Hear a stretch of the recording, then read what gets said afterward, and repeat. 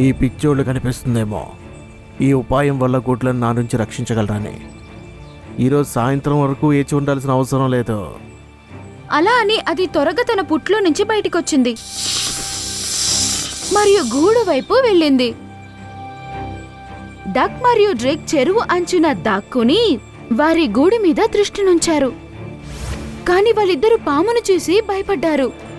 వాళ్ళు ఏం ఆలోచించడానికి ముందే ఆ పాము ఆ గుడ్లని తినేసింది మరియు సంతోషిస్తూ తన పుట్టులోకి వెళ్ళిపోయి బాగా పడుకుంది.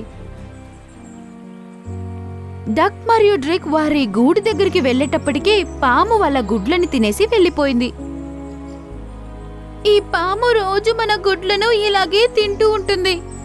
దానికి అర్థం మనం ఎప్పటికీ మన పిల్లల ముఖం చూడలేము అని. అది విని డక్ కూడా ఆలోచిస్తుంది. అప్పుడు తన దృష్టి గద్ద మీద పడుతుంది.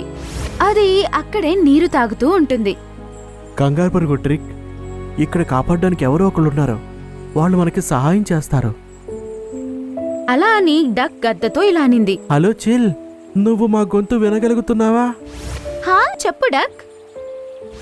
అది వాళ్ళ గుడ్ల గురించి మరియు పాము గురించి అంతా చెప్పారు. వాళ్ళ కథ విని అది కోపంగా ఇలా అనింది. ఎలాగో పాము నాకు ఇష్టమైన ఆహారం. దాన్ని సరైన చోటుకు నేను తీసుకెళ్తాను. అలా అని వాళ్ళిద్దరూ గద్దతో చేరి ఒక ఐడియా క్రియేట్ చేశారు.